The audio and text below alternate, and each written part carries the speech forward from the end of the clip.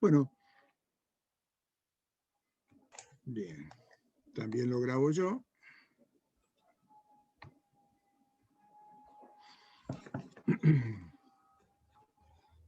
Bueno, buenas tardes. Hoy tenemos entonces este encuentro del Ciclo Nacional 2021 de Psicoeducación Familiar, focalizado en esquizofrenia en el día de hoy. Van a participar en este encuentro, cuyo título es Comunicación efectiva en personas con esquizofrenia, la doctora María Delia Michat, que es colaboradora desde hace muchísimos años de la Asociación de Ayuda de Familiares de Personas con Esquizofrenia, y bueno, también docente de clínica psiquiátrica y psicopatología en distintas instituciones educativas universitarias y de posgrado, particularmente de APSA, la Asociación de Psiquiatras Argentinos. Y también Carola Pechón, que va a ser la segunda disertante, que va a hablar en representación de su función como colaboradora de GAPEM, que cuando le corresponda hablar a ella, hago la presentación. Bueno, María Delia, tenés bien, la palabra, podés compartir pantalla. Así vamos que arrancando adelante. entonces.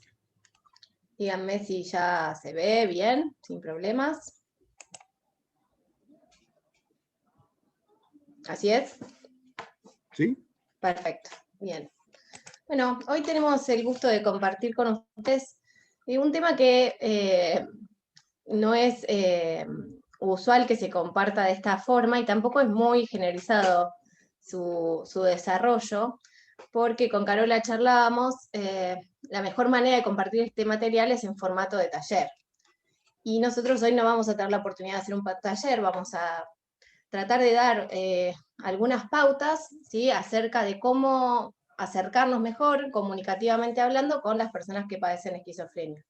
Lo vamos a dividir en dos partes. Una primera parte en la que voy a yo estar a cargo, que tiene más que ver con qué le pasa a la persona que padece esquizofrenia en relación a la comunicación y cómo podemos mejorarla y cuáles son nuestras reacciones hacia esta situación. Y una segunda parte que tiene más que ver con lo familiar en sí mismo, con la emoción expresada, que va a estar a cargo de la licenciada Carola Pechón. Así que primero una primera aproximación acerca de... ¿Sí, Pedro, todo bien? Interrumpo un minuto, María Delia, discúlpame, un minuto nada más. Es para hacer un aviso que no lo hice al principio, y es que las preguntas, que por favor las vayan haciendo en el chat, y bueno, de ahí las vamos capturando para formulársela a los expositores hacia el final de sus dos presentaciones. Bien, Bueno, bien. adelante. Buenísimo. Gracias. Acerca de qué es la comunicación, y primero hablar un poquito de que la comunicación, etimológicamente hablando, viene de la palabra comunidad, de poner en común, de tener en común, de compartir con otros, de actuar en común, a través de códigos comunes que suelen ser convenciones usadas para entenderse entre sí. O sea, si queremos comunicarnos, queremos transmitir un mensaje, una idea, un pensamiento, un sentimiento, un estado a otro para que este otro lo comprenda. Y a partir de eso relacionarnos. ¿Sí? El lenguaje tiene que ver con la relación, con el vínculo. Con esto de que hablando se entiende la gente, ¿sí? Podemos saber que el lenguaje común, el lenguaje es la forma de comunicarnos más común, a veces más segura, ¿sí?, que los humanos tenemos. Pero el lenguaje verbal, escrito o hablado, ¿sí?, está asociado también a gestos, miradas, movimientos corporales que vamos a tener que ir teniendo presentes porque en particular en la charla con una persona que padece esquizofrenia estas cosas van cambiando un poco. A ver si pasa. Sí. Tenemos que tener en cuenta algunas nociones básicas de comunicación. Siempre que hablamos de comunicación, y especialmente la teoría funcionalista de la comunicación, ¿sí? Hablamos de que hay un emisor, una persona que emite el mensaje, ¿sí? Que tiene determinadas características, un mensaje, ¿sí? Que es eso que esa persona intenta decir o que dice, que lo hace a través de un canal, ¿sí? O lo dice por escrito, lo dice verbalmente, o lo dice con los gestos, o lo dice a través de una llamada telefónica, o a través de una carta, o a través de una conversación personal, ¿sí? Esto va a variar un poco la forma en que tenemos que comunicarnos, y que está dirigida a alguien que es el receptor, y que produce efectos en ese receptor, y esos efectos a veces, ¿sí? Que nosotros conocemos como feedback, ¿sí? Son los que nos van a dar la pauta de cómo llegó ese mensaje a la otra persona. Primero que nos preguntamos es, bueno, ¿habrá cambios en lo que consideramos comunicación cuando el allegado familiar es el emisor? ¿Habrá que realizar algunos cambios? Bueno, ¿cómo cuando el allegado familiar es el emisor de un mensaje, emite el mensaje? Por otra parte, cuando el emisor es una persona que padece esquizofrenia, ¿sí? ¿Habrá cambios? ¿Habrá temas que tener en cuenta? ¿Y cómo recibimos nosotros el mensaje cuando el emisor es una persona que padece esquizofrenia? Bueno, a partir de ahí es que se va a ir desarrollando esta parte de la presentación. Por otra parte, estoy teniendo algunos problemas, se darán cuenta con el clic. Tenemos que aclarar que la comunicación, como decíamos en un principio, puede ser verbal y no verbal. ¿Sí? Que además de lo que nosotros queremos o pensamos o establecemos que queremos decir, ¿sí? Se le va a tener que sumar todo lo que decimos con gestos, con expresiones faciales, con posturas, con contactos visuales, con el tipo de aspecto físico o el aspecto general que la persona tiene, si es amenazante, ¿sí? Si es dulce, si es cálido, si es calmo. ¿Qué dice? ¿Sí? También. Y también cómo se lo vocaliza, ¿sí? Si se lo dice rápido o lento, si lo dice en forma fluida, cálida, o establece silencios, o comete errores. Y por otro lado, ¿sí? Los otros componentes de esta comunicación tienen que ver con la distancia interpersonal, ¿sí? Si me siento cerca, demasiado lejos, cómo me siento, si miro los ojos, si no miro los ojos, cómo están los objetos del lugar, si hay ruidos en el medio. Bueno, hay muchos componentes que tener en cuenta, no solo cómo preparar lo que vamos a decir en el sentido de las palabras exactas que vamos a usar, sino también un montón de otros componentes que vamos a tener que atender porque, como dice la teoría sistémica de la comunicación, ¿sí? Según Václavic en el 71, la comunicación nunca puede ser perfecta, la comunicación perfecta es imposible, pero también es imposible no comunicar. Entonces, si no atendemos, ¿sí? A los dos aspectos, lo paraverbal, ¿sí? Y lo verbal, lo que decimos y al cómo lo decimos, posiblemente, ¿sí? Se nos esté escapando algo de esto que nosotros queremos transmitir. Y también nos cuenta que para hacerse entender y para poder comunicar un mensaje, ¿sí? Hay que ordenar los temas. La forma en que uno jerarquice los temas, la forma en que uno ordene esa información, va a determinar lo que vamos a comunicar, ¿sí? Si yo primero, ¿sí? Me dispongo mal a una conversación, ¿sí? Gestualmente, estoy ordenando primero esto que comunico y después lo que digo. Y a veces yo pretendo, ¿sí? Que la persona entienda algo que yo quise decir verbalmente, pero que previamente me anticipé de una manera diferente. Entonces siempre tener en cuenta lo verbal y lo paraverbal. Y también el tipo de relación. Una cosa es que uno charle entre pares, de igual a igual. Otra cosa es que uno charle, ¿sí? Con personas o figuras de autoridad. Otra cosa es que charle con pares, pero que haya una relación de superioridad de uno sobre el otro. Bueno, entonces el tipo de relación que se establece entre los que se comunican también es importante a la hora de comunicar. Pero todos sabemos, y los que estamos acá mucho, que resulta muy complejo comunicarse con una persona con esquizofrenia. Y acá es, creo que a partir de aquí es que pude armar esta parte que me toca de la charla, ¿sí? Es que el lenguaje y sus componentes son un pilar, entonces, para relacionarse con otras personas, para desenvolverse socialmente y para desenvolverse laboralmente. Y en la esquizofrenia, el pensamiento, las funciones cognitivas, el discurso, el lenguaje se encuentran especialmente afectados. Entonces, si con el único recurso que nosotros nos comunicamos mejor, ¿sí?, que es el lenguaje, el discurso, utilizando nuestra mente en todas sus capacidades, ¿sí?, lo vemos afectado, seguramente esta comunicación se va a ver afectada. Entonces vamos a ir pasando, conociendo, psicoeducando un poco más acerca de los síntomas de la esquizofrenia. Solemos hablar, y más en profundidad, de delirios y alucinaciones como síntomas positivos de la esquizofrenia. Algunas otras veces nos animamos a hablar un poco más cómo manejarnos frente a los síntomas negativos de la esquizofrenia, pero menos veces frente a los síntomas positivos que tienen que ver con el pensamiento, ¿sí?, de la persona, no con delirios y alucinaciones, sino con la desorganización del pensamiento, o con los síntomas negativos que fluyen en el discurso, en el lenguaje, o de los síntomas cognitivos.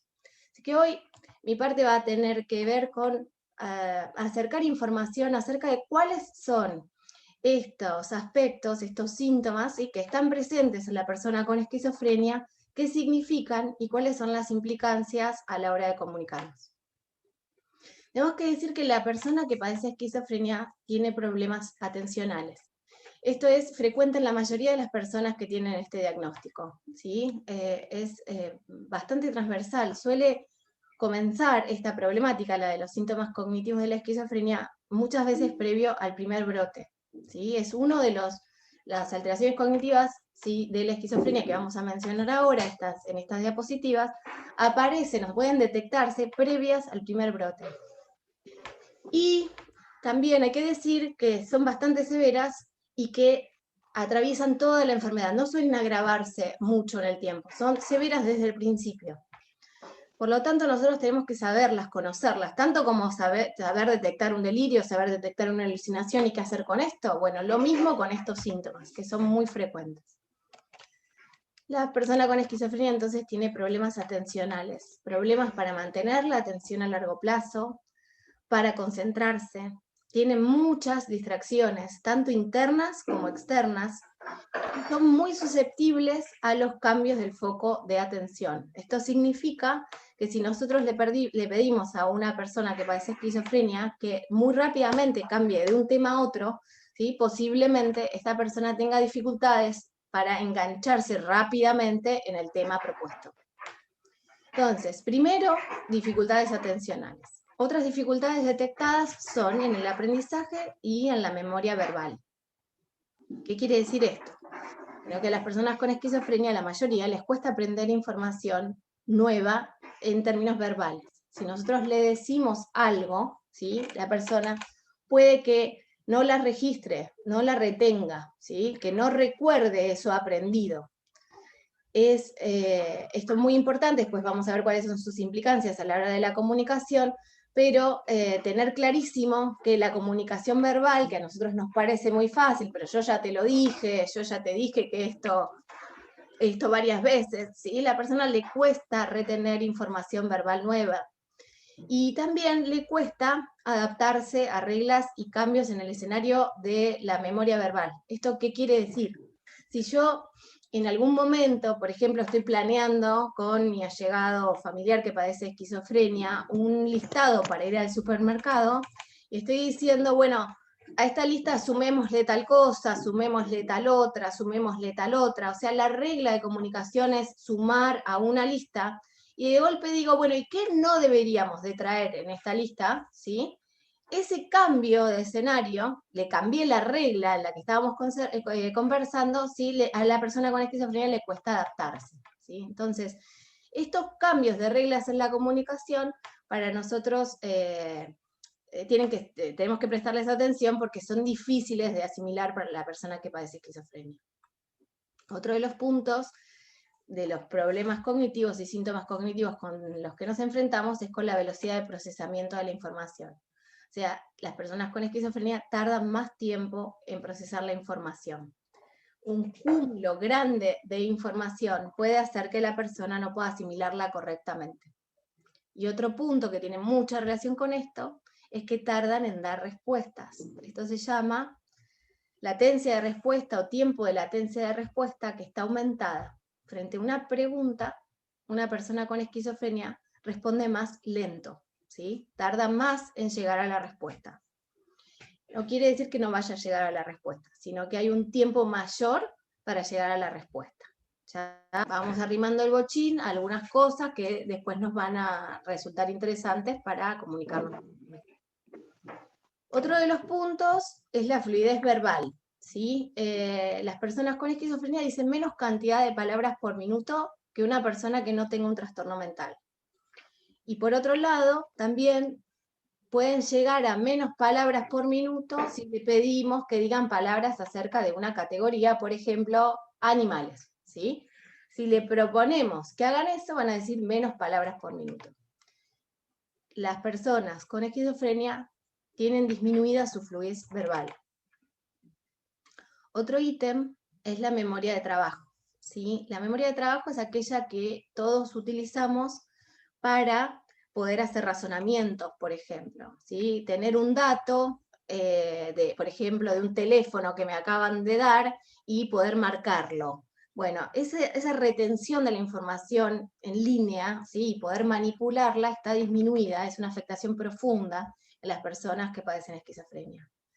Entonces, normalmente es difícil, ¿sí?, retener información que necesitamos usar para otra cosa por un ratitito. Bueno, en este caso, ¿sí?, está además muy deteriorada. Otro problema cognitivo con el que nos enfrentamos es la cognición social. Tiene nombres técnicos, teoría de la mente podría llegar a llamarse a esta dificultad para inferir las intenciones que otra persona tiene o para que la persona que tiene esquizofrenia se represente el estado mental del otro. ¿Qué consecuencias o implicancias tiene? Es que le cuesta percibir correctamente situaciones sociales, emociones de los demás o indicios sociales. No es tan fácil para la persona con esquizofrenia darse cuenta por lo gestual solamente, ¿sí?, de cuál es la emoción que el otro tiene. No es tan fácil darse cuenta del sentido que la actitud del otro tiene. Y por último, en este listado, ¿sí?, de síntomas cognitivos en la esquizofrenia, la capacidad de resolver problemas. La persona con esquizofrenia tiene dificultades para resolver problemas, y acá no estamos hablando de algoritmos matemáticos ni nada por el estilo, estamos hablando de problemas de la vida cotidiana, problemas interpersonales, ¿sí?, o problemas que se le presenten en algunos cambios en el trabajo, por ejemplo. ¿Sí? Si estaba realizando un trabajo de una manera determinada y al día siguiente le vienen con que cambió la modalidad, va a tener dificultades para adaptarse, sin apoyos, ¿sí? Sin apoyos, va a tener dificultad para adaptarse a esa nueva regla. Sigo insistiendo con esto de sin apoyos porque todas estas dificultades, ¿sí?, tienen una manera de abordarse mejor que otras, ¿sí? Con apoyos esto puede ir resolviéndose.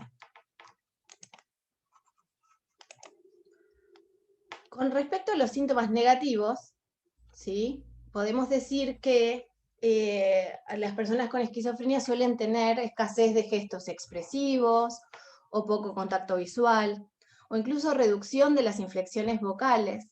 Y esto puede hacernos pensar o ver que la persona tiene una expresión facial que resulta inapropiada a lo que estamos charlando, o a la situación que se está generando, o que hacen gestos inadecuados, o que le falta coordinar lo que dice, ¿sí?, con cómo lo dice, lo gestual con lo verbal, ¿sí? Cuesta coordinar eso.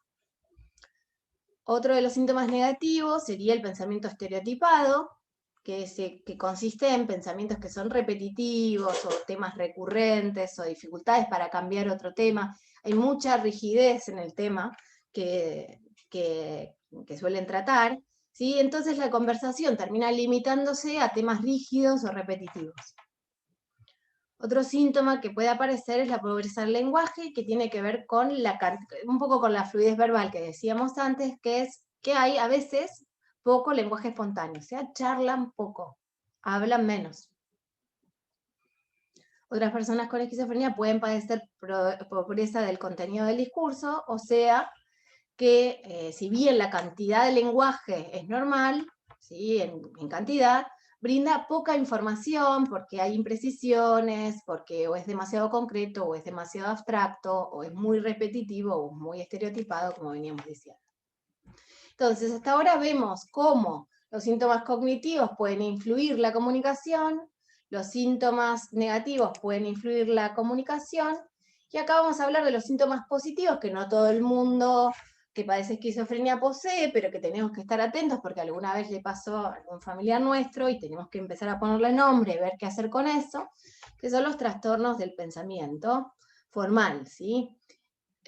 Alguna vez habrán escuchado hablar de descarrilamiento, de asociaciones laxas, pero si no escucharon hablar de este nombre, tal vez sí de lo que esto significa, que es que la conversación empieza a perder el hilo, o que pasa de un tema al otro, o que pasa de frase en frase, y la conexión entre frases es muy débil. A veces pasa que hay tangencialidad, o sea que uno le hace una pregunta y la respuesta resulta indirecta, o ni siquiera tiene mucha relación con lo que se le preguntó. Estas personas no contestan a lo que se les pregunta, o nosotros creemos que lo hacen a propósito, nos pensamos que es una burla, pero no, para nada, no lo es, ¿sí? Esto se llama pararespuestas o tangencialidad. Otro síntoma que puede aparecer es la incoherencia, ¿sí? Que a veces llega, en los casos muy extremos, a ensaladas de palabras. Esto quiere decir que por lo que se dice en el discurso hay mucha dificultad para llegar a conclusiones. Uno termina sintiendo que no entiende lo que la persona dice, ni siquiera el propósito comunicacional, el destino de qué es lo que nos está diciendo. Sentimos que hay mucha dificultad en la persona que padece esquizofrenia para hacerse comprender, ¿sí? Se vuelve incoherente el discurso, a veces incomprensible. Otro tema es el uso de la lógica. Tenemos dos problemas aquí. Muchas veces, al haber delirios, ¿sí? Se sacan conclusiones basadas en los delirios, y esto lleva a conclusiones erróneas. Con esto nos enfrentamos muy comúnmente. O también puede pasar que no se usen bien los silogismos lógicos, ¿sí? La forma de razonar esté afectada, ¿sí? Se llegue a una conclusión usando mal la lógica. Eso también puede pasar.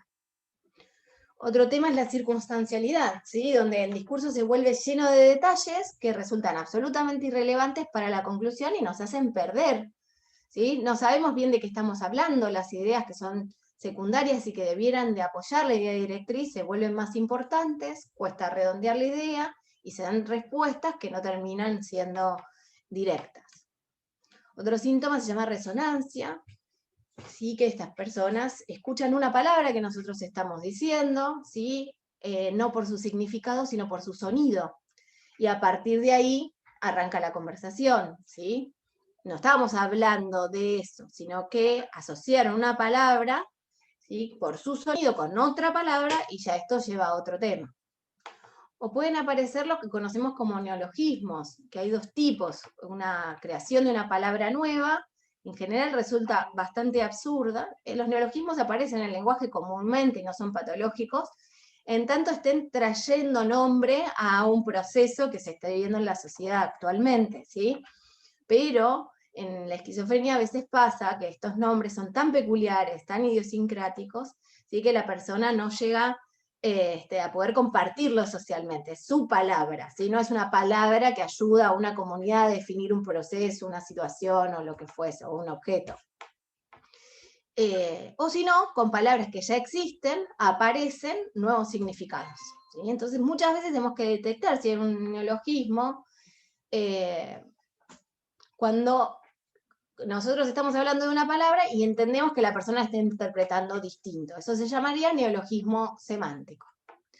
Otro tema, y también muy grave, es la dificultad en el pensamiento abstracto, ¿sí? Muchas personas pierden la capacidad de interpretar conceptos muy amplios, generalizaciones muy profundas, y esto lo vemos a través de las preguntas acerca de proverbios, ¿sí? ¿Por qué llorar por la leche derramada? ¿Sí? O muchos otros proverbios con los cuales a veces evaluamos cuál es esta dificultad en el pensamiento abstracto, ¿sí? Donde la respuesta se vuelve muy concreta, ¿sí? No estaríamos hablando de la leche derramada, de las cosas perdidas, sino de específicamente la leche derramada, ¿sí? O al revés, el discurso se vuelve demasiado amplio, vago y abstracto, y terminamos no entendiendo a qué se refiere específicamente. Otro síntoma se llama ecolalia, y que tiene que ver con la repetición de palabras o frases o sonidos que la otra persona hace. Y otro síntoma se llama bloqueo del pensamiento, que se produce cuando la persona está hablando y de golpe interrumpe, detiene bruscamente su discurso, ¿sí? Algunas veces esto pasa porque aparece una alucinación y otras veces simplemente sucede como síntoma, ¿sí?, de la esquizofrenia no secundario a la alucinación.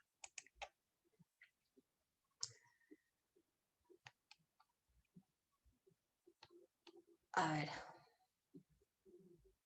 Y por último, ¿qué otra cosa puede afectar el discurso? ¿Sí? El contenido del pensamiento. En este caso, cuando el contenido del pensamiento es un delirio, ¿sí?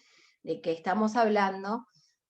Cuando hablamos de delirio, estamos hablando de ideas que generalmente son erróneas, que tienen una fuerza y una convicción que impide que sean reductibles. O sea que a través del razonamiento lógico no podemos hacer que la persona deje de pensar eso que está pensando.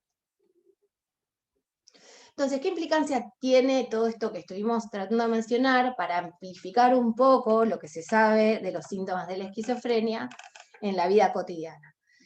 Bueno, esto hace que las personas con esquizofrenia tengan dificultades para mantener conversaciones, para trabajar en trabajos que no están adaptados a estas circunstancias, tanto cognitivas como de los síntomas negativos. Hay problemas en las relaciones sociales, hay problemas en la dificultad para seguir incluso hasta instrucciones de los tratamientos, y también un déficit generalizado en el funcionamiento de todos los días.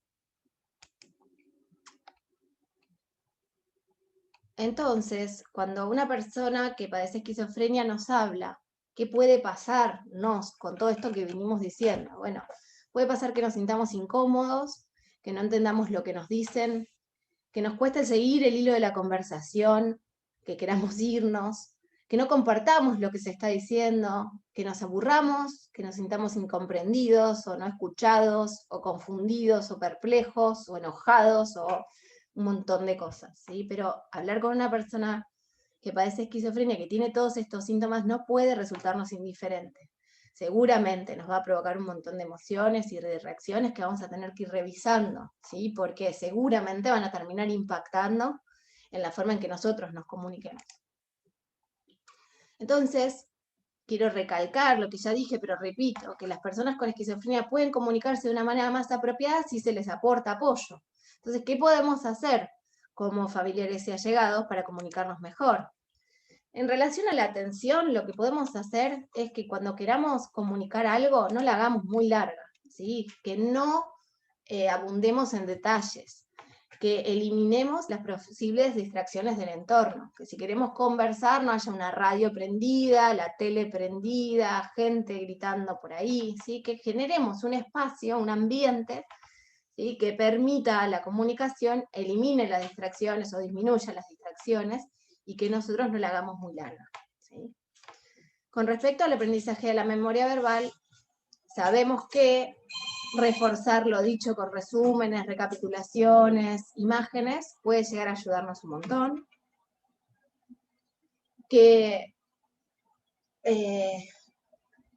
cuando estamos manteniendo una conversación que es medianamente larga, ¿sí?, cada 2 por 3 frenemos, ¿sí?, resumamos lo que dijimos, entonces estuvimos charlando tal cosa, tal otra, y ahora vamos a charlar de tal otra.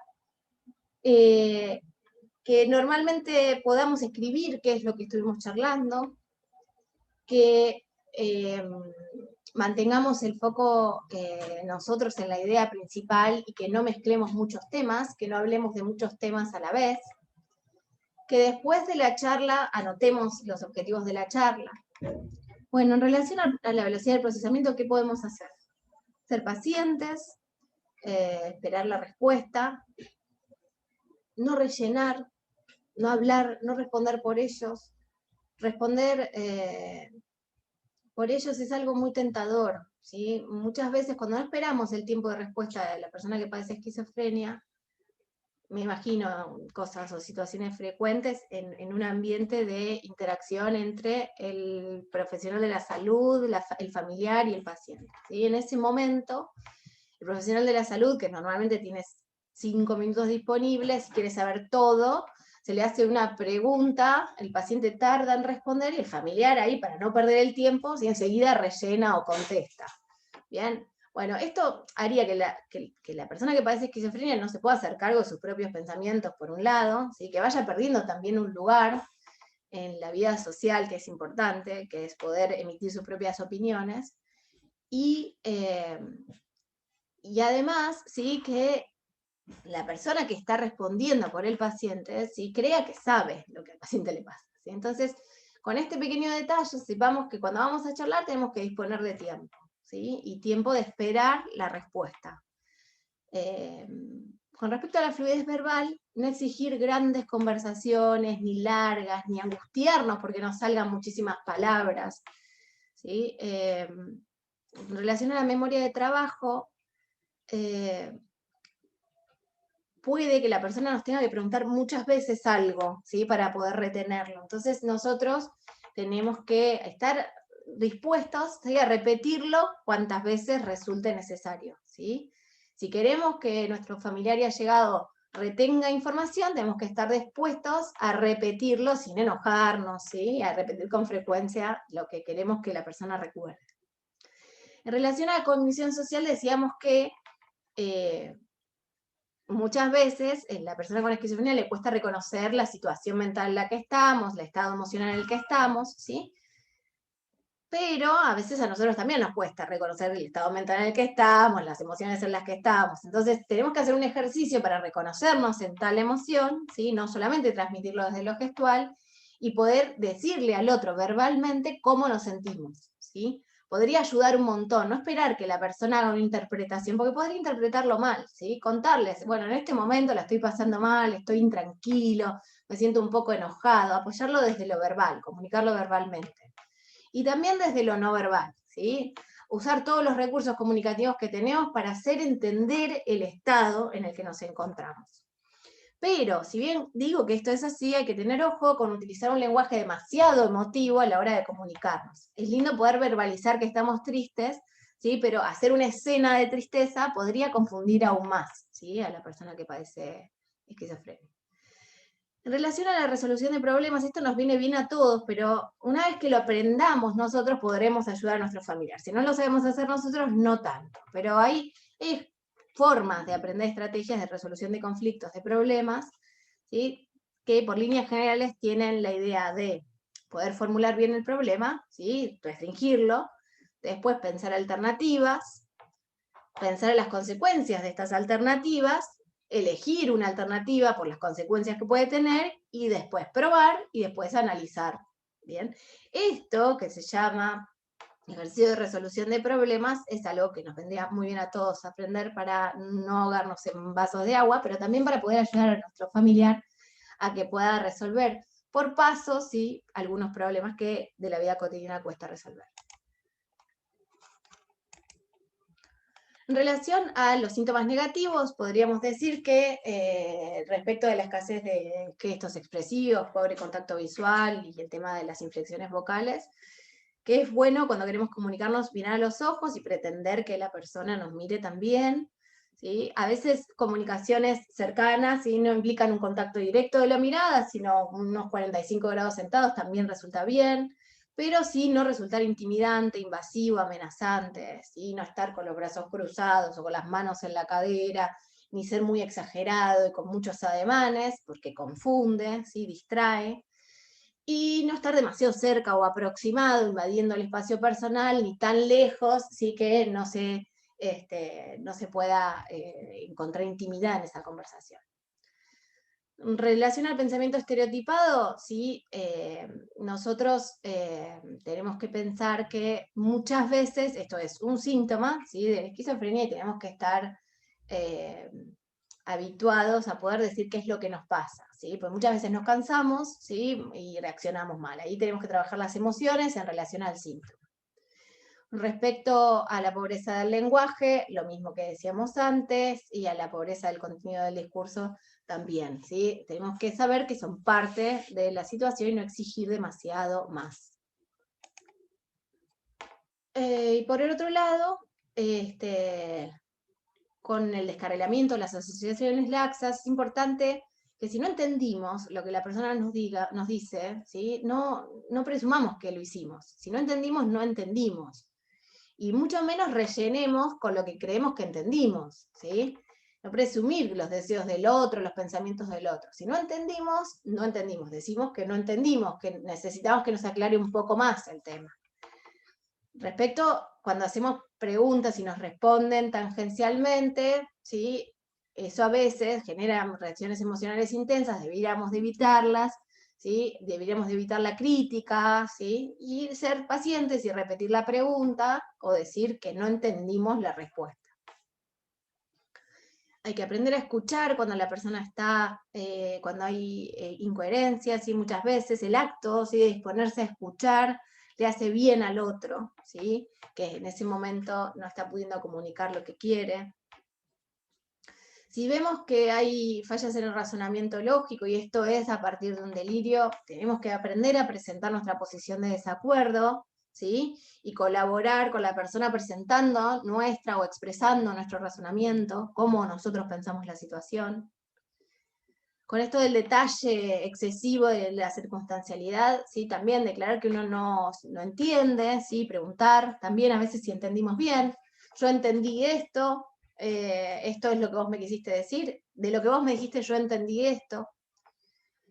Con respecto a las dificultades de pensamiento abstracto, tenemos que tener cuidado, ¿sí? Con mantener comunicaciones a niveles muy abstractos o muy abiertos, ¿sí? O muy conceptuales. Tenemos que mantener la comunicación a un nivel más vale simple, breve, ¿sí? Y refiriéndonos solo a una idea central, ir acotando nuestro discurso. Y con respecto al ecolalia, los neologismos, la resonancia, también no irritarse, no burlarse, no engancharse. Con respecto al bloqueo del pensamiento, ¿sí? Cuando detectamos el síntoma, esperar, ¿sí? A lo mejor proponerle a la persona descansar un rato, distraerse y volver luego. Y respecto de los síntomas, por último, diríamos que el síntoma positivo delirio, ¿sí? Ya lo charlamos en otras reuniones, pero lo resumimos, habría que identificar, uno tendría que darse cuenta, poder darse cuenta cuando nuestro familiar está delirando, no corregirlo, no contradecirlo, no hacer comentarios jocosos, burlones, hay que tomarlo en serio, ser honesto, ¿sí? Si uno no entiende, no entiende, repito con esto, ¿sí? Si uno no comparte, no comparte. Y por lo tanto, en ese momento, o en esa presión que a veces sentimos por decirle que sí, si le creemos o no le creemos, ¿sí? No hacer aseveraciones que no vamos a poder cumplir después, ¿sí? Pero vos me crees, es cierto, vos me crees. Bueno, sí, la verdad que yo creo que vos te estás sintiendo así en este momento por lo que pensás. Respecto de lo que pensás, no lo pienso de la misma manera que vos lo pensás, ¿sí? Pero entiendo que pensar lo que vos pensás te hace sentir de tal o cual manera. O sea, aceptar el componente emocional que trae ese discurso, pero no, ¿sí? La idea delirante. Y también tenemos que aprender a hacernos cargo de lo que nosotros decimos, así como la persona que dice tiene que hacerse cargo de lo que dice, lo que decimos nosotros también, ¿sí? Otra cosa que es muy difícil a nivel comunicacional es no relacionarse con la persona que padece un delirio a través del delirio. O sea, no entrar en el delirio, no tener comunicaciones psicóticas. Esto, ¿cómo se vería en la vida real? Bueno, a veces uno intenta encontrar un significado oculto del delirio, está diciendo esto por esto otro, ¿sí? En realidad lo que le importa es esto, ¿sí? Hacer interpretaciones, encontrando sentidos, ¿sí? En el delirio, ese ejercicio tendríamos que dejar de hacer. De nuevo, repasando, entonces hay que manifestar nuestro desacuerdo con la declaración, siempre con tacto, siempre con respeto, y siempre reconociendo la emoción que lo acompaña. Y sí podemos, en el momento en que la persona está delirando con nosotros, distraerlo, ¿sí? Cambiando de tema o llevándolo a otro sitio, proponiéndole una actividad, y siempre reconociendo el sentimiento, la emoción que acompaña, ¿sí? Ignorando el contenido de la conversación, pero haciendo foco en la emoción que es otra. Todo esto en la fase más vale estable, pero cuando estamos en brote, en crisis, tenemos que recordar, ¿sí? Que las palabras ocupan un rol distinto, ¿sí? Ponerse a conversar en medio de un brote o en el medio de una crisis, cuando hay problemas de seguridad para el paciente o de los acompañantes, ¿sí? Queda en en un segundo plano, ¿sí? Por lo pronto, sepamos que la mejor manera de comunicar en ese momento es manteniendo la seguridad.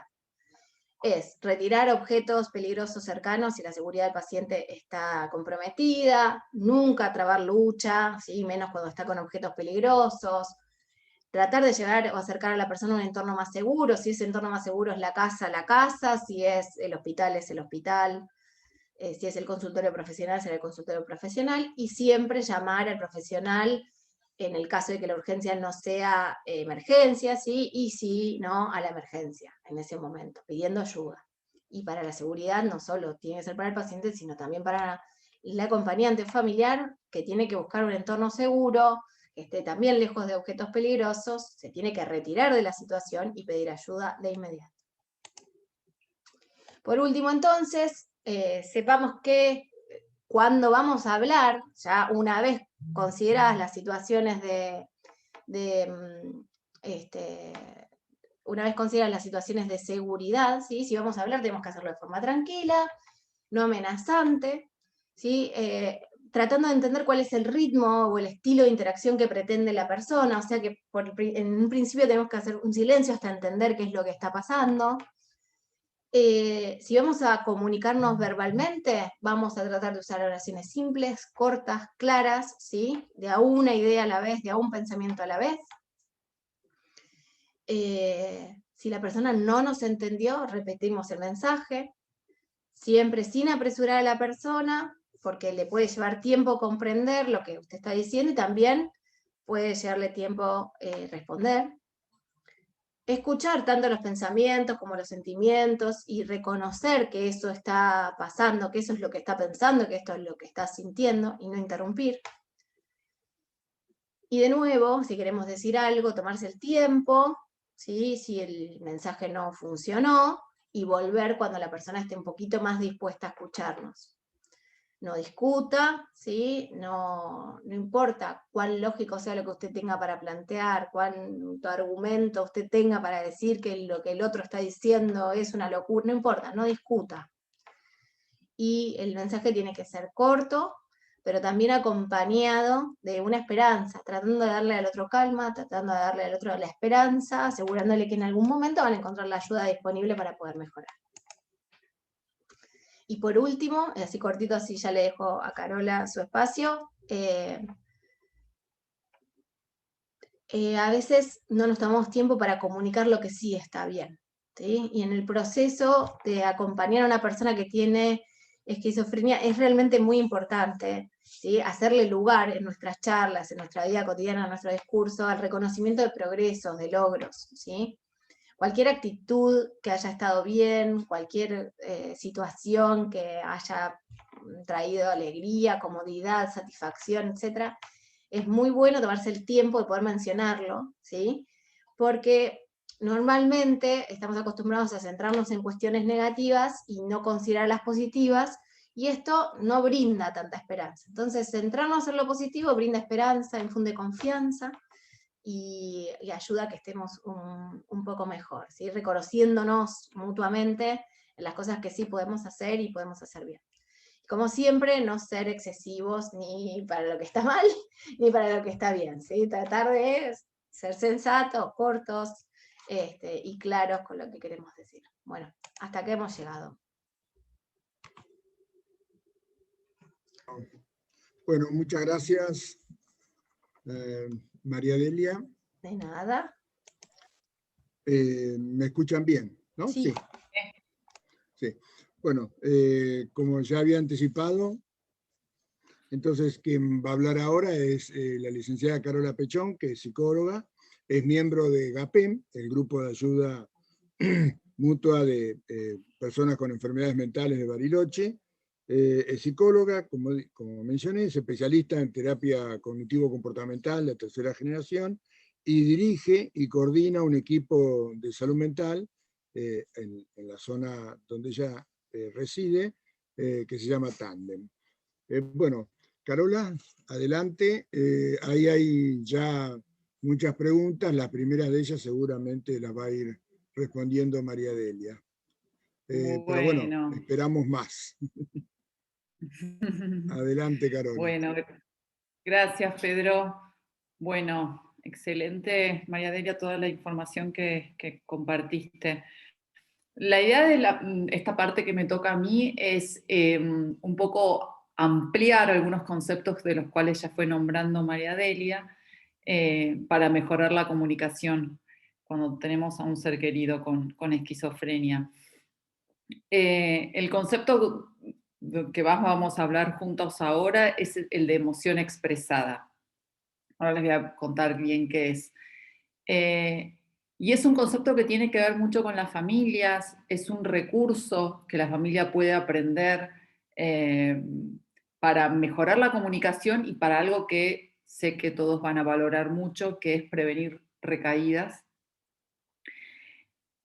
Y para poder mejorar este aspecto que les voy a ir contando, es muy importante que los familiares empiecen a reconocer también sus estados emocionales.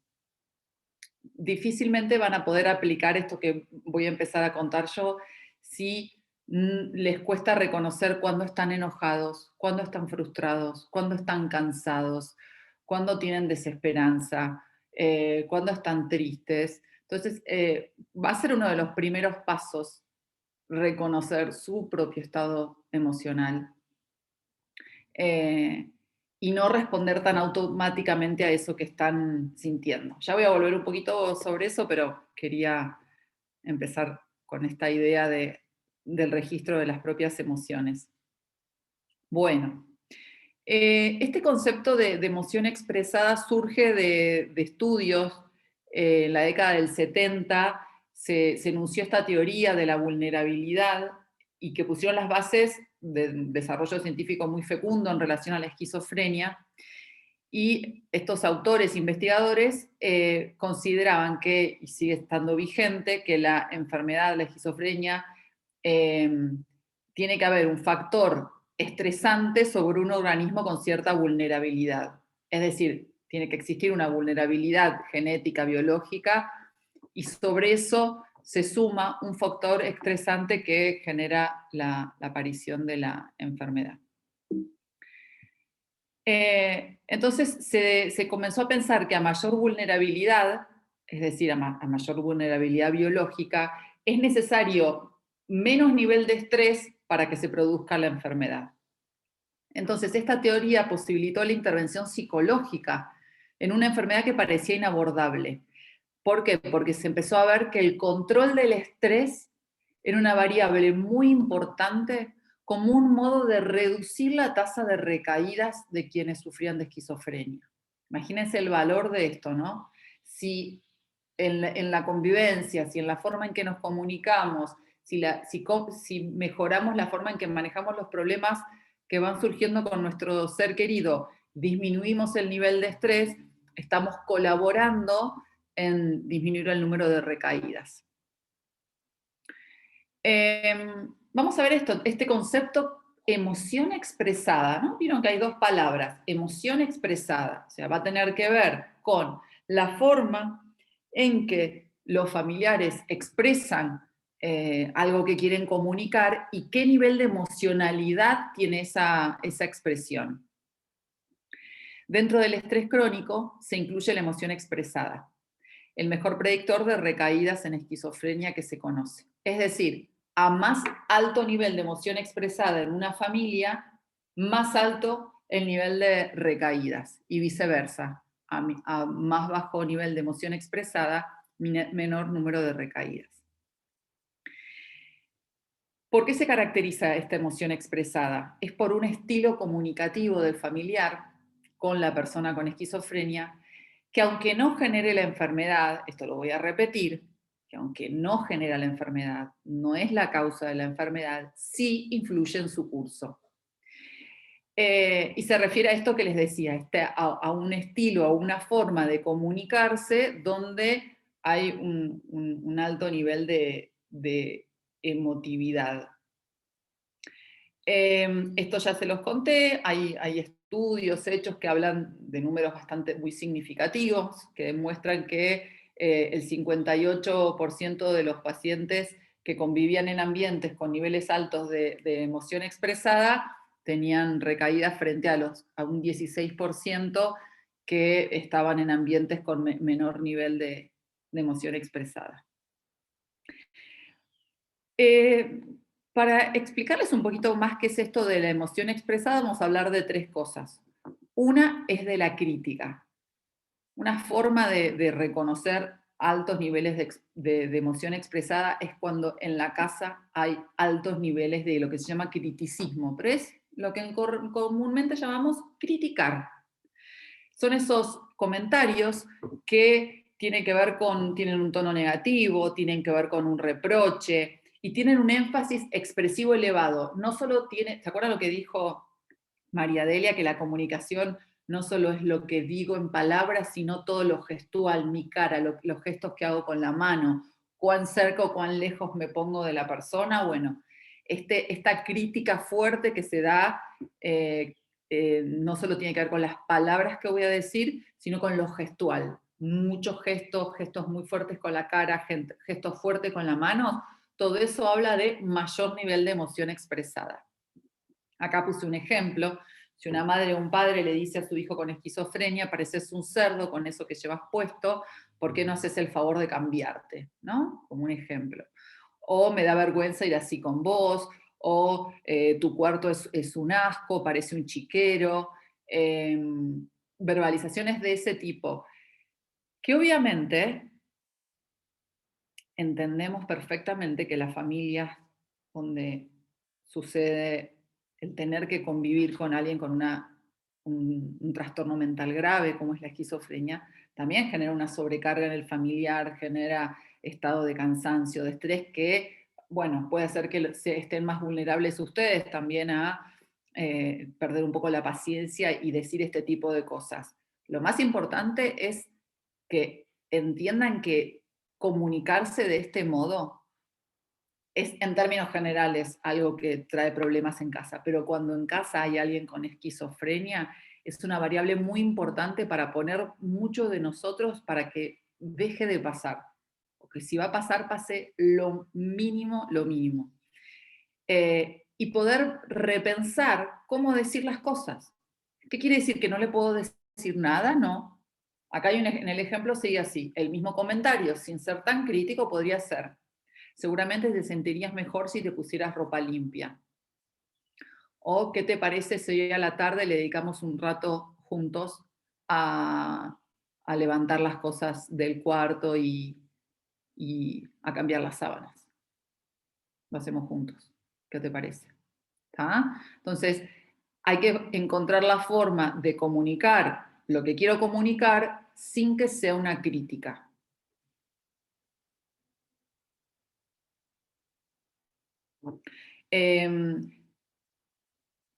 Muchas de las cosas que decía María Delia tienen mucho que ver con esto, ¿no? Como esta cosa de la dificultad para codificar, de sentirse abrumados con la intensidad emocional. Es como si fuese, ¿cómo les puedo explicar? ¿Alguna vez les pasó de estar en un lugar que ustedes dicen, sí, a mí me gusta la música, pero si estoy en un restaurante queriendo escuchar a una amiga y hay una música fuerte y hay un locutor con un micrófono que habla a los gritos, me empiezo a sentir perturbada, dejo de poder prestar atención? Bueno, es algo parecido a eso. Cuando la persona con esquizofrenia está hablando con alguien que tiene expresiones muy críticas o incluso toda esta gestualidad muy intensa, se sienten abrumados. Es como si adentro fuese que le estuviesen gritando aún más. Bueno, la siguiente que podemos hablar de emoción expresada, que es como un nivel aún peor, es ya hostilidad. Es un grado más elevado de criticismo, que implica ya un rechazo directo. Muchas veces va acompañado de amenazas o de ultimátums: si seguís así, no vas a poder estar más en casa, esto no puede seguir así, te voy a internar, ¿no? Una cosa es planificar una internación o pedir ayuda, y otra cosa es decirlo en términos de amenaza, ¿no? Se suele utilizar un tono de voz muy elevado y tener un componente agresivo verbal, ¿no? Gestos, el tipo de la cara, lo que les decía recién, acercarme mucho. se dan casos en que la familia se siente desesperada. Claramente la familia llega a este nivel cuando se siente absolutamente agobiada, agotada y no sabe ya qué hacer. Si notan que en algún momento están experimentando hostilidad, o sea, ya no aguantar más, es muy importante que pidan ustedes ayuda, que hablen con algún profesional de la salud mental para que los ayude. Que, bueno, también esto de participar en las asociaciones de familiares es muy importante para no llegar a estos límites. Y lo tercero, sobre la emoción expresada, es la sobreimplicancia emocional. Es lo que comúnmente llamamos sobreprotección. Le hago todo a mi familiar, le resuelvo todo, le hago las cosas de la casa, le resuelvo todos los temas, no le pido nada. Un poco se basa en la idea de que si está tranquila o tranquilo, va a estar bien, se va a curar, ¿no? No quiero que se ponga nerviosa o nervioso, entonces le hago todo, no le pedimos nada. Y esto, si bien por un tiempo no genera conflicto, porque no es como lo que vimos antes, ¿no? Que genera esa cosa emocional más fuerte, tiene otro efecto que no queremos, que perdemos la oportunidad de que aprenda conductas de autonomía. Y eso también se transforma en un estrés para la persona con esquizofrenia. El darse cuenta que no puede hacer nada sin su familiar, que no sabe cocinarse, que no sabe cómo hacerse su cama, que no sabe cómo limpiar su cuarto, que no sabe cómo hacer una compra en el almacén, eso también le genera mucho estrés, porque evidentemente en algún punto percibe la dependencia, ¿no? La idea de que si la otra persona no está, ¿qué va a pasar? ¿Qué va a hacer de mí? Entonces, si está pasando algo de esto en casa, es muy importante como reconocerlo y decir, a ver,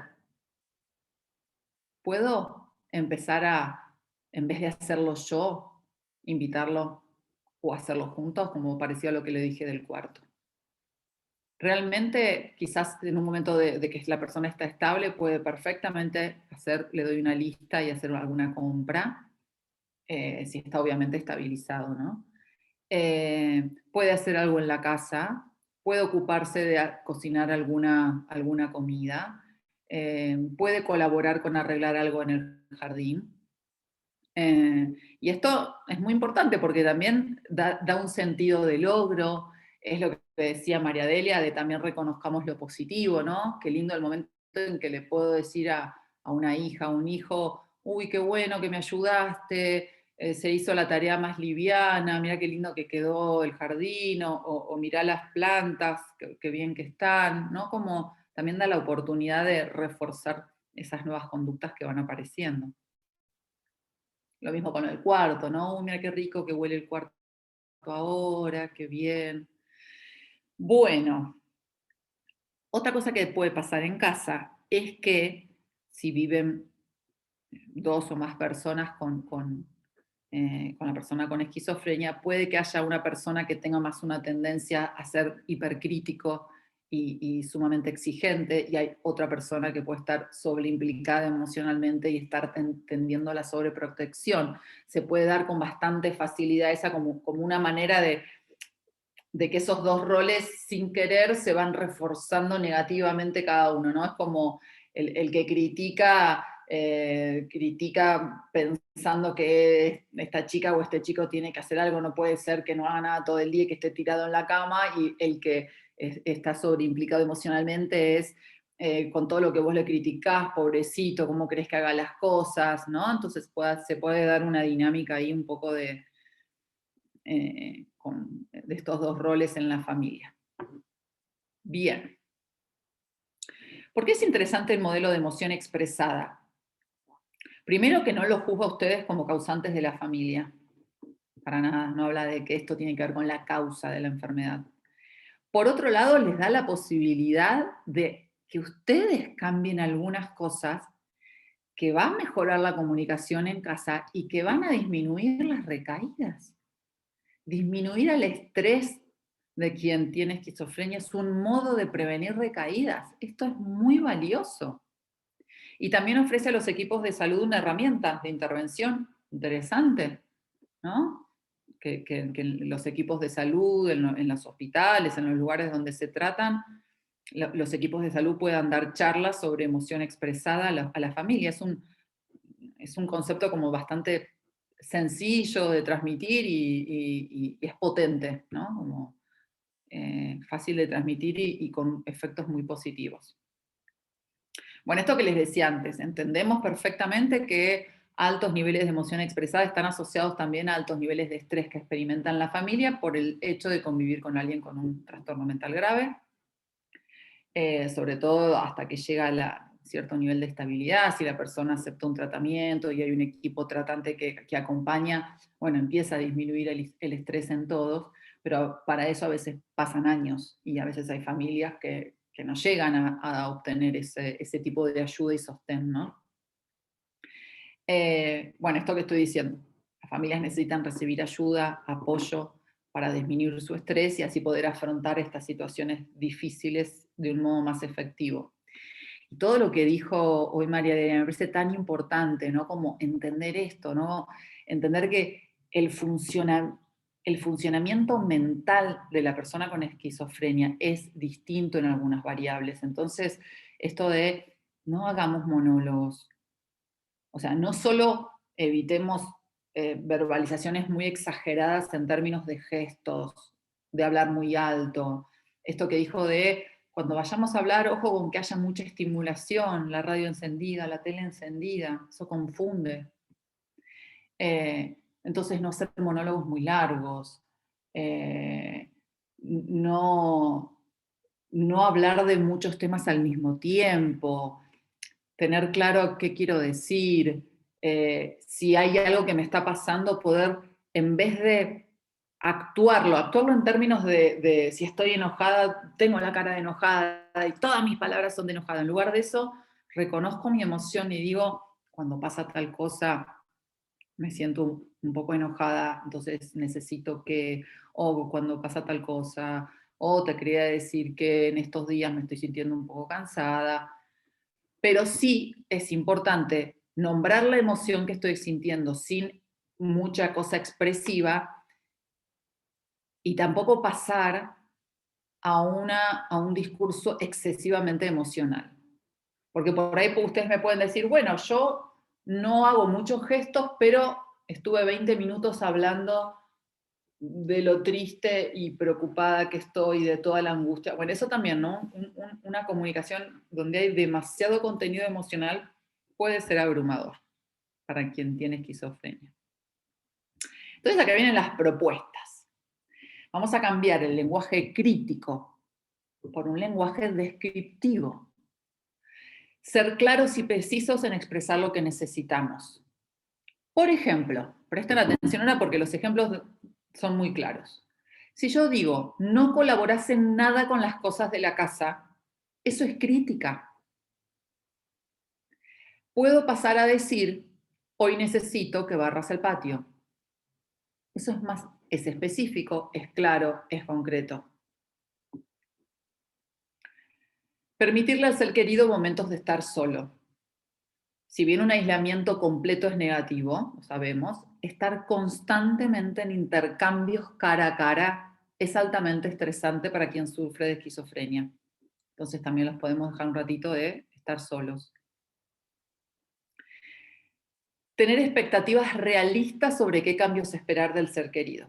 Entender el diagnóstico. Esto que ustedes están haciendo es muy valioso, porque una cosa es, si yo veo a mi ser querido que tarda en contestarme o que me dice cosas un poco incoherentes, o si yo pienso que me lo está haciendo a propósito, que lo hace para molestarme, obviamente me voy a sentir irritable, voy a perder la paciencia.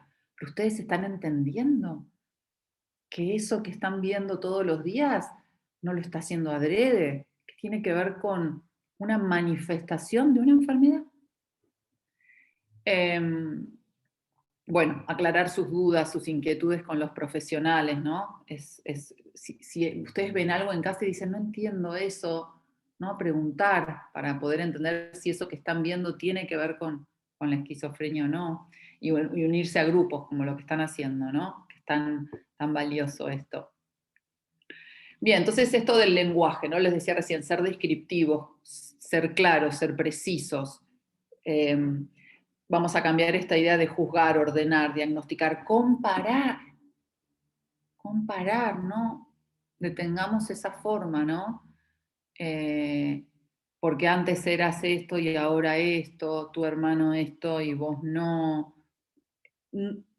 Creería casi, podría decir con bastante conciencia, que comparar nunca es una buena idea. Usar palabras tipo debería, culpar, como iba a pasar esto un poquito. Esto de pasar a, en vez de criticar, describir sin evaluar, ¿no? Como ser más, como nombrar las cosas como lo que se observa. Entonces, observo lo que la persona hace o dice sin mezclar interpretación con acción. Cuando las personas escuchan evaluaciones, juicios, críticas, se reduce su posibilidad de conectarse y de continuar escuchando. Y más, esto pasa en general, les cuento, ¿no? Imagínense ustedes también si están escuchando a alguien que los está criticando, que los está juzgando, se cierra mucho más nuestra capacidad de seguir escuchando. Bueno, con alguien con esquizofrenia eso pasa aún más, se sienten absolutamente abrumados. Bien, vamos a hacer un ejercicio. Bueno, no, acá no es un ejercicio, pues está, ¿no? Pero bueno, para ver más ejemplos, el ejercicio viene más adelante. ¿Qué sería una evaluación, una crítica, un juicio? Cuando veo este desastre en tu cuarto, ¿qué sería una observación? Cuando veo medias y pantalones en el suelo y platos sucios en la mesita, evaluación. Cuando me gritas, observación. Cuando me hablas a ese volumen, evaluación. Cuando me faltas el respeto, ¿no? Faltar el respeto es una evaluación, no es algo muy concreto. En cambio puedo decir cuando me decís tonta o cuando me decís tal cosa. Vamos a hacer ahora sí un ejercicio juntos. Vamos a ver si distinguimos entre una evaluación y una observación. Me estás diciendo mentiras. ¿Qué es? ¿Una observación o una evaluación?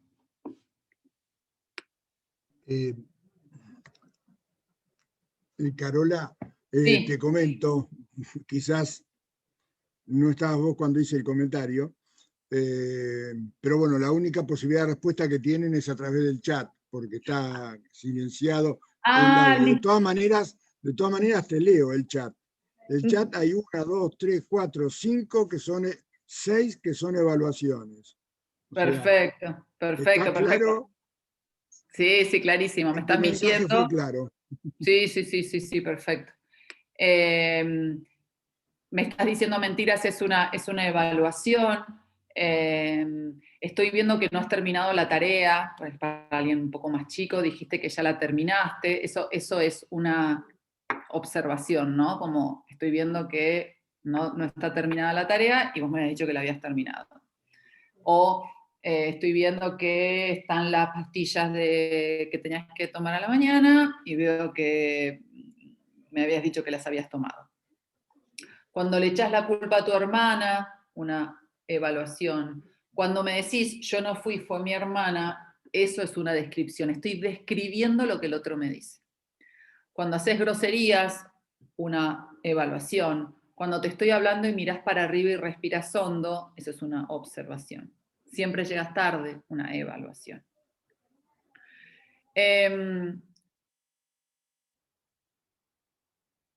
Voy a pasar esto.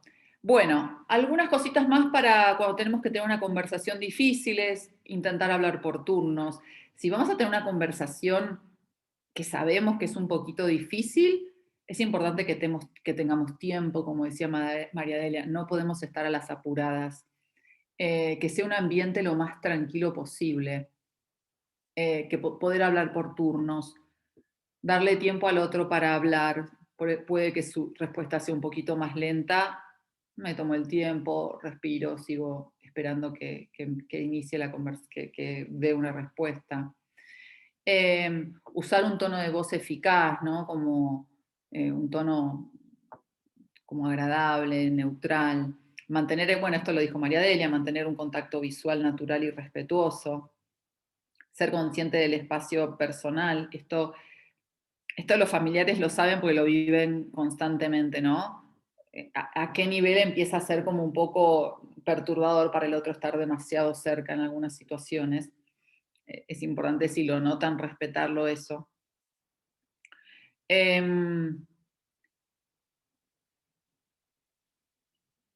Esto lo voy a pasar.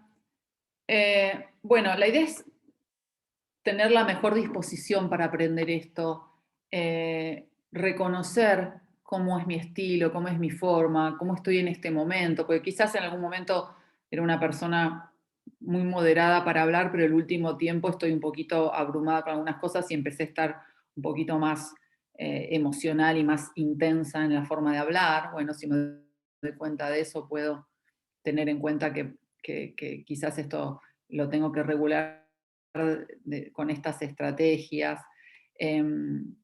Si estoy necesitando ayuda, ¿cómo la puedo pedir sin que sea una crítica?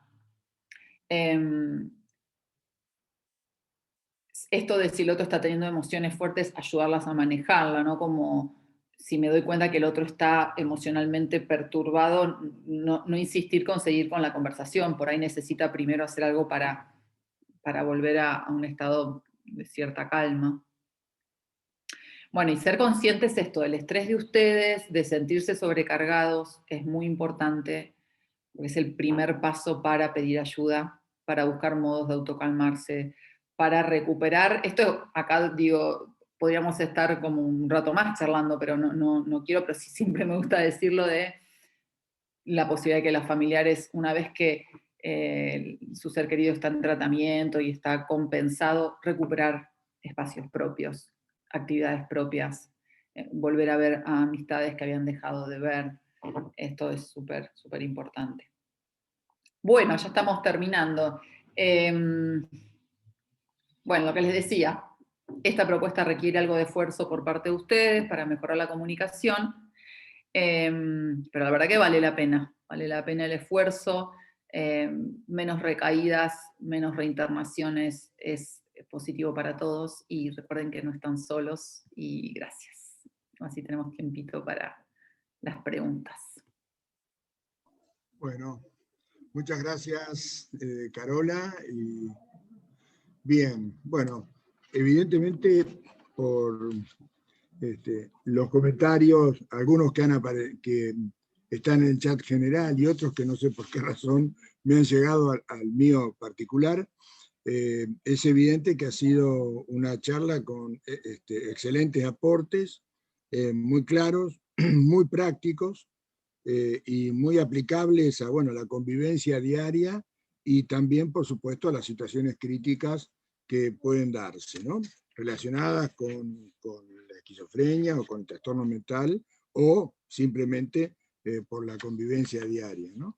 Destacando sin dudas que el estrés tiene un rol muy, muy importante en la evolución de esta enfermedad, ya que en la mayoría de las personas que la sufren puede ser un factor que lleve a algún grado de descompensación. Bueno, hay muchas preguntas también y las voy haciendo. Una en el orden, ¿no? Sofía pregunta, ¿cómo comunicar una mala noticia? Por ejemplo, el fallecimiento de un familiar. Bueno, a ver, en realidad no soy yo quien debe dirigir, quien responderla, sino que se las tiro a María Delia y a Carola para que, definan, ¿no? Así que... ¿Carola? Sí, la pensamos juntas, pero es linda la pregunta. Sí, lo primero es que es importante poderlo decir, no hay por qué ocultar. Como mucho diría, cuidar algo del momento, de que sea en un ambiente donde me pueda quedar un ratito, donde la persona,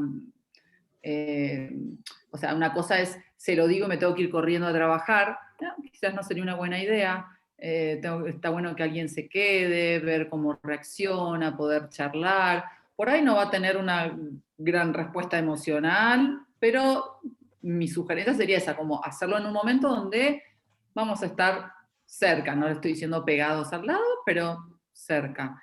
Y así, contando los hechos, si la persona que lo cuenta es alguien que también está afectado, poder decirlo, me siento triste por esta noticia, pero era importante que vos la sepas. No sé, Mariela, si querés agregar algo. Sí, esto, siguiendo todos los principios de cualquier comunicación que resulte difícil, comprometida. Siempre la intención de cualquier comunicación es transmitir algún mensaje, alguna información, ¿sí? Y cuidar el feedback del otro, ¿sí? Tratar de escuchar qué es lo que el otro tiene para decirnos en relación a eso, pero al menos en mi experiencia, ¿sí? Muchas veces suponemos, ¿sí? En la familia siempre suponemos mucho acerca del otro. En realidad es que no es tan necesario suponerlo, ¿sí? Suponemos reacciones emocionales, suponemos pensamientos, suponemos reacciones conductuales. Es bueno poder implicarse emocionalmente en lo que uno está diciendo, contarlo y ver qué pasa, ¿sí? No siempre esto que creemos que va a ser algo devastador lo es, ¿sí? Posiblemente la reacción sea otra. Bueno, muchas gracias. Hay algunas preguntas, como por ejemplo esta. Dice, ¿cómo afrontar, cómo resolver, cómo intervenir, ¿no? Cuando el familiar tiene alucinaciones auditivas muy vigorosas y que además están mucho tiempo presentes, ¿no? Hay un ejemplo que Miriam da de que, bueno, el familiar tiene la voz de una persona que le dice que no sirve y en forma reiterada y, bueno, por supuesto, con el impacto emocional que se supone que tiene quien lo dice, ¿no? ¿Qué hacer en ese caso? Bien. Muchas veces, bueno, los remito a una charla de cómo convivir con delirios y alucinaciones que está en el canal de AFE por si tienen ganas de una explicación, una charla más larga de este tema. Sí, pero inicialmente entender que es una experiencia intransferible, por un lado, que la persona está viviendo, que lo hace estar absolutamente convencido de que ese hecho es así, o sea, para la persona es absolutamente real lo que está escuchando. Y entonces pedirle a la persona que no escuche lo que escucha, ¿sí? Que no sienta lo que siente, es algo que está totalmente contraindicado. Nosotros tendríamos entonces que decirle a la persona simplemente esto, escuchamos que vos estás escuchando esto, ¿sí? Sabemos que te está pasando, o sea, reconocer la experiencia del otro, y por otro lado, ¿sí? Hablar, igual que con el delirio, de la emoción adjunta a eso. Sé que porque estás escuchando esta voz, ¿sí? Estás pensando en hacer tal cosa, o estás sintiendo tal otra.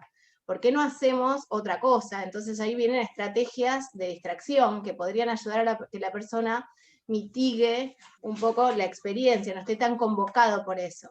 Si por una ley psicológica una persona puede prestar atención a dos cosas al mismo tiempo, entonces si le proponemos hacer algo en conjunto, esa persona tal vez no deje de escuchar la voz, pero el vigor, ¿sí? De la emoción que causa esa voz pueda reducirse un poco. Entonces, por lo pronto, no enojarnos, ¿sí? Reducir esta emoción expresada, que a lo mejor puede suceder cuando vivimos experiencias que nos sacan de quicio, ¿sí? O que nos asustan o que nos pasan cosas grandes, ¿sí? Asumir la emoción y una vez que nos tranquilicemos y nos calmemos podremos acompañar mejor y las estrategias de distracción pueden ayudar mucho. ¿Carola? Sí, no, Bueno, totalmente de acuerdo. Entiendo que puede haber casos en que incluso estando con medicación y compensados, algunas voces se mantienen. Y bueno, y eso toma un tiempo de aprender a convivir con eso, ¿no? Pero en los primeros tiempos generan mucho miedo, generan mucha respuesta emocional y entender que es algo que está produciendo mi mente toma mucho tiempo, entonces hay que tener mucha paciencia y sí, no responder ni con críticas ni enojándose. No, nada más, todo lo que dijiste de acuerdo, totalmente. Sí, obvio, pero no lo dijimos, ¿sí? Si reconocemos que nuestro paciente, nuestro familiar está teniendo delirios y alucinaciones, y comunicárselo al profesional tratante para que haga los ajustes adecuados en el esquema farmacológico, ¿sí? La mejor manera de disminuir delirios y alucinaciones es haciendo un tratamiento farmacológico adecuado, ¿sí? Entonces, evidentemente algo está desajustado. Muchas veces igual quedan como síntomas, ¿sí? Pero muchas veces tienen que ver con que el esquema farmacológico no está siendo el adecuado para esa situación en ese momento. Bien, bien. Sí, la respuesta sería similar con respecto a otro de los síntomas que son muy perturbadores, que son los delirios, ¿no? Precisamente un familiar hace una pregunta respecto del hijo, que dice que todas las personas son judeofascistas y lo explica a través de demostraciones filosóficas, etcétera, ¿no? Así, ¿qué hacer frente a eso? Bueno, aplica lo que ustedes han mencionado, y desde ya remitirlos a esa charla sobre qué hacer frente a síntomas positivos que está en el canal de YouTube, ¿no? Después, otras preguntas, por ejemplo, dice David, dice, ¿cómo podría afectar la dificultad de comunicación cuando empieza a trabajar en una empresa, ¿no? Y Laura, algo similar, dice, ¿cómo ayudarlos a elegir un taller o un estudio que deseen realizar y no les resulte frustrante, ¿no?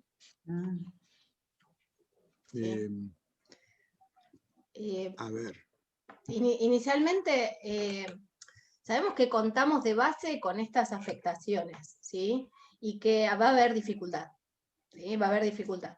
Entonces, nosotros podemos hacer apoyo desde el punto del reconocimiento, haciendo preguntas, ¿sí? Tratando de saber cuáles son los puntos más complejos, ¿sí? En el desempeño habitual, y poder ver si esto sería lo ideal, ¿no? Es lo que pasa habitualmente, pero de ver de que la persona pueda ir hablando de cuáles son esas dificultades y cuáles pueden ser las estrategias para disminuir esto. Si hay una estimulación excesiva en un trabajo, si hay cambio de planes constantemente, seguramente puede resultar estresante, ¿sí? Seguramente, pero que resulte estresante implicaría que se disminuya un poco la velocidad de eso que está sucediendo, ¿sí? Que se le dé tiempo a la persona a adaptarse a los nuevos cambios, ¿sí? Pero para eso hay que hablar, ¿sí? Entonces, muchos trabajos no saben que la persona padece esquizofrenia, ¿sí? O muchos trabajos, ¿sí? Lo saben, pero no logran adaptar, ¿sí? Las tareas o las actividades. Entonces, sería buenísimo, en el caso de que pudiera saberse que se está atravesando por esa... se está teniendo esa enfermedad, ¿sí? Cómo hacer apoyos adicionales para que esto no repercuta tanto, ¿sí? Lo mismo que vinimos diciendo, pero aplicado en el trabajo, ¿sí? Pero bueno, todo esto va a depender de la relación que la persona tenga con su trabajo. ¿Sí? Nosotros hacer reconocimiento como familiares para saber si esto lo está estresando demasiado, porque sabemos que cualquier estresor grandísimo puede promover recaídas, ¿sí? Entonces, saber si es porque le cuesta atender, saber si es porque le cuesta procesar la información, ¿sí? Porque no está pudiendo resolver algún problema. Bueno, tratar de identificar la problemática específica, ¿sí? De la persona y charlarlo con el triálogo, digamos, con el equipo tratante, y si pudiera charlarse con el trabajo, muchísimo mejor. ¿Carola? Bien.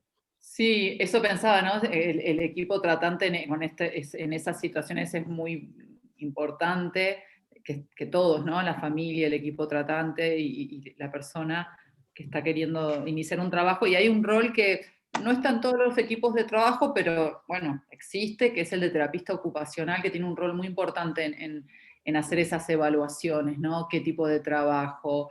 ¿Cómo iniciarlo? Si hay que pedir gradualmente algún cambio en el trabajo, vas a ver cómo transmitirlo. Son profesionales que, bueno, trabajan mucho sobre eso, ¿no? Sobre lo ocupacional. También esto de encontrar algún tipo de taller, algún tipo de actividad según sus intereses. Los TEO, los llamados TEO, terapistas ocupacionales, tienen un rol muy interesante para colaborar. Sí, Bien. es importantísimo. Bueno, otra pregunta acá que hace Vivi que es interesante dice, ¿cómo hacer para que entienda que no puede comprar lo que ella quiere? Es como que lo precisa y se enoja mucho y no, bueno, y no se le puede dar lo que pide, pero exige, exige y exige, ¿no? Y otra similar bueno, que tiene que ver con esto es que la pregunta la hace Soledad y se le pasa lo mismo a mi hermano, que quiere comer cosas dulces y pienso que mi mamá le da de más, no sé, bueno, qué hacer, ¿no? Más allá de que es cierto, algunos de los medicamentos que toma puede aumentar el apetito, pero al margen de eso, ¿qué hacer? ¿Qué recomendación dar, ¿no? En ese caso, en esos casos. ¿Carola? No sé si... Digo un poquito algo y después lamentablemente me tengo que ir, que empiezo a coordinar una reunión de familiares. Otra. A ver, en relación a pedidos de cosas, lo que respondería en términos generales, ¿no? Como aprender a poder decir que no sin que eso se transforme en una crítica, digamos, no tengo que, para sostener un no, le tengo que decir no porque no lo necesitas, no porque ya tenés mucho de eso, no porque sos una caprichosa, es como poder decir que no, punto. No, en este momento no podemos hacer ese gasto, o no, en este momento no podemos comprar eso, entiendo que te gusta, entiendo que te den ganas, como un poquito validar las ganas de tener eso y sostener el no al mismo tiempo, sin... con lo que hay que tener cuidado de eso es con el famoso berrinche que puede tener cualquiera, niño, adolescente o adulto, podemos tener berrinches también, que es, digo que no, me insiste, sigo diciendo que no, grita, sigo diciendo que no, golpea la puerta, bueno, está bien. No, ceder, ¿no? Ceder frente a la escalada no es una buena idea. O sea, si voy a decir que no, la sostengo con amabilidad, con paciencia. Y bueno, y cuando se puede decir que sí, digo, no se trata de decir siempre que no, pero a veces hay que no se puede y está bueno decir que no se puede. Y en relación a la segunda pregunta, prefiero que la responda María Delia, que tiene que ver con esto de la necesidad de carbohidratos y todo eso, supongo. Sí, sí. O cualquier cambio de rutinas, o establecimiento de rutinas requiere no solo de la comunicación, digamos, requiere de la comunicación en términos muy amplios, de qué es lo que podemos habilitar o no habilitar en función de la salud, ¿sí? Así, entonces, si para nosotros es un proyecto que la persona deje de consumir dulces para poder empezar a consumir otro tipo de alimentos, ¿sí? Tendríamos que planteárnoslo a esto como un problema, como decíamos, con esto de los ejercicios de resolución de problemas, ¿sí? Exacto, es un buen ejemplo para resolución de problemas. Claro, poder empezar a plantearse bien el problema, perfilarlo bien, ¿sí? Porque a lo mejor no lo tenemos muy claro, así podemos perfilar el objetivo y a partir de ahí diseñar una serie de alternativas, evaluar los pros y los contras de cada una de estas alternativas, elegir una de ellas, ¿sí? Ejecutarla y después evaluar eso. Creo que es uno de los tantos problemas a los que nos vamos a enfrentar, no se resuelve solamente con decir, ¿sí? No. Es realmente mucho más complejo que eso. No sé, le pasaría a un diabético o a cualquier otro que está teniendo alguna conducta que no le resulta saludable. ¿Sí? Es algo que habría que ejercitar. Si quieren en algún momento, Carola, preparamos algo de resolución de problemas, porque me parece que es importante tomarnos en serio la desesperación que a uno le agarra, ¿sí? Cuando el problema está encima y quiere resolverlo a veces con solo dichos, no alcanza, Solo hay que preparar mucho.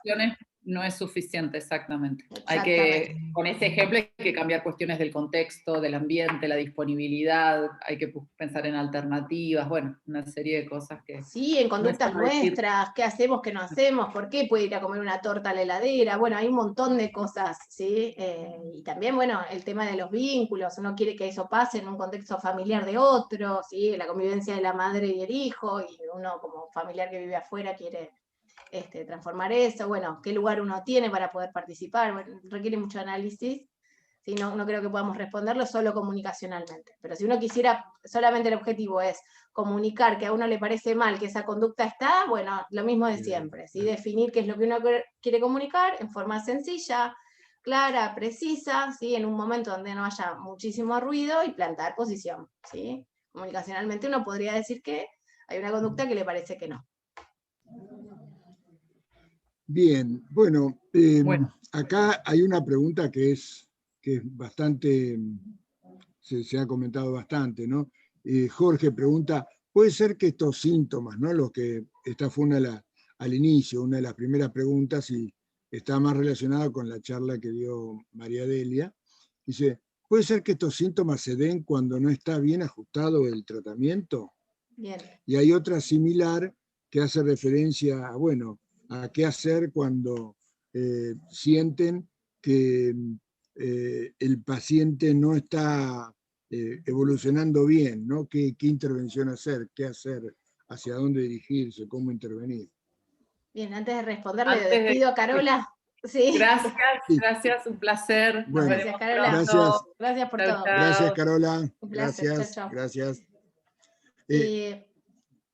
Sí, la respuesta a la primera pregunta es sí, los síntomas positivos, sí, tanto alucinaciones, delirios como desorganización de la conducta o del pensamiento responden al tratamiento farmacológico, ¿sí? Y claramente es una de las estrategias primeras que tenemos que implementar, ¿sí? Entonces, si esto está sucediendo, quiere decir que el paciente está descompensándose y tenemos que informarlo a los profesionales tratantes, de manera tal de que ellos puedan ir haciéndose cargo de esto. Pero cuando uno tiene información de estos síntomas, sí ya los puede escribir mejor y los puede comunicar mejor a los profesionales tratantes, ¿sí? Esto es lo que está pasando, ¿sí? Con nombres más claros, más precisos, para que el profesional tratante o los profesionales puedan tomar la conducta adecuada. Bien.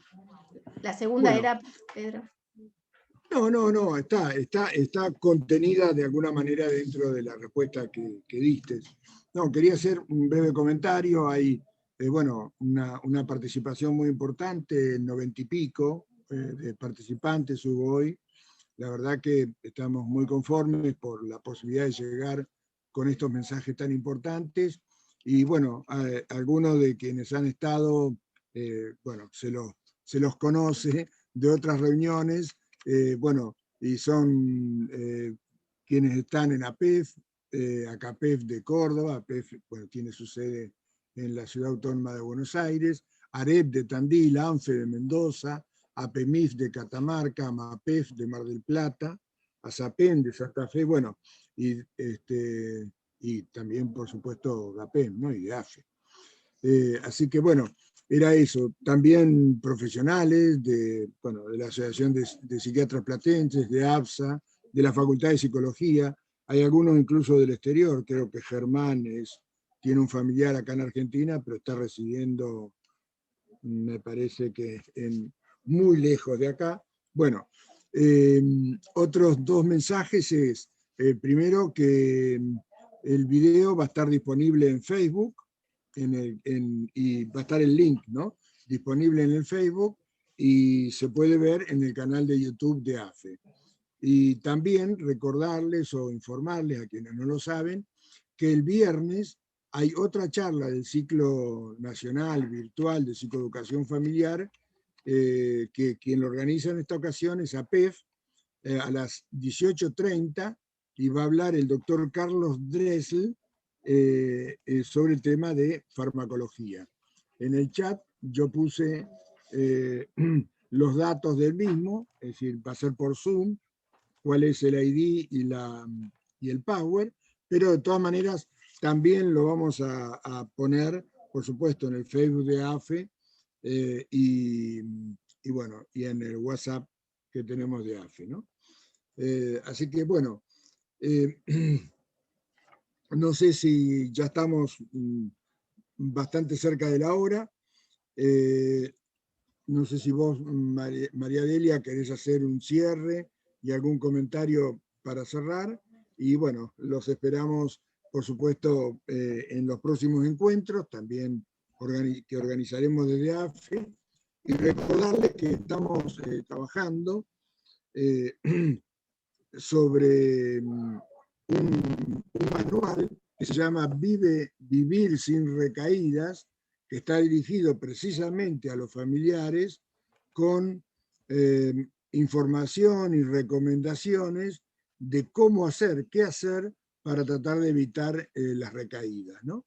Así que, bueno, era eso lo que yo quería transmitirles y, bueno, te dejo a vos, María Delia, y a Regina la palabra para que hagan el cierre. Que cierre Regina posteriormente, como la presidenta de AFE, pero sí quería decirles que en esto que estamos tratando de construir entre todos, ¿sí? Por ahí leía que alguien decía que es muy movilizador, no hay ningún lugar a dudas que cuando uno va haciendo acercamiento, ¿sí? Más detallado a lo que a nuestro familiar le pasa, angustia y demás. Entonces siempre hay que revisar todo esto que las asociaciones de familiares nos ayudan a revisar, que es cómo nosotros, ¿sí? Afrontamos la enfermedad de un familiar. Siempre hay que estar acompañado, pero sepamos que un familiar psicoeducado, ¿sí? Hace muchísimo por evitar recaídas, sí, por tener una mejor calidad de vida personal. Entonces tenemos que seguir intentando esto, y no de una vez escucho una charla y ya está, sino todas las inquietudes, ¿sí? Ir llevándolas a espacios comunes de charla con gente que sabe mucho porque hace un montón de años que le pasa y que ya tiene caminos allanados, acompañarse, los grupos de ayuda mutua, escuchar estas charlas una y otra vez y discutirlas consigo mismo y también con familiares, ¿sí? Alguien preguntaba qué hacemos cuando vemos mucha hostilidad, por ejemplo, en una familia y no sabemos qué hacer, y bueno, tratar de llevar a lo mejor esa familia a grupos de charla comunes, ¿sí? Donde la persona que está viviendo la hostilidad, ¿sí? O que está viviendo el criticismo pueda llegar a reconocerlo. A partir del reconocimiento siempre todas las conductas empiezan a mejorarse, ¿sí? Pero si no hay reconocimiento ni de lo que le pasa al otro ni de lo que nos pasa a nosotros, no podemos ni arrancar. Eso es todo. Bueno, muchas Ay, gracias. gracias. Gracias a todos por dejarnos participar, eso siempre se los decimos. Y bueno, yo aprovecho las palabras de María Delia, que dijo que es importante compartir con otros familiares. Los invito este sábado a la reunión que tenemos de familiares específicamente, donde compartimos experiencias. A veces encontramos soluciones, o a veces las discutimos y vamos haciendo algún camino. Así que este sábado a las 11 de la mañana, por el mismo ID de la reunión de hoy, el mismo código, así que están todos invitados a participar y compartimos experiencias, y nos ayudamos mutuamente. Así que muchas gracias a todos los que se han interesado y buscan siempre alternativas para mejorar. Así que, y bueno, gracias a la doctora, por supuesto. Bueno, nos vemos. No podía irme sin llorar un ratito, ¿eh? Bueno. Un beso a todos y gracias. Bueno, chao. Gracias a ustedes. Bueno, ahí está el Facebook y el canal de YouTube de AFE para ir viendo los videos de las presentaciones previas. Así que bueno, muchas gracias a ustedes también por estar, ¿no? A todos que hacen posible y que hacen viable y que nos hacen sentir tan útiles cuando brindamos estas charlas, ¿no? Así que, bien, bueno, nos encontramos el viernes en la charla de APEF y el sábado, quienes quieran participar, en la reunión de familiares. Muchas gracias por estar y nos vemos. Doy por finalizada el encuentro. Gracias. Hasta luego.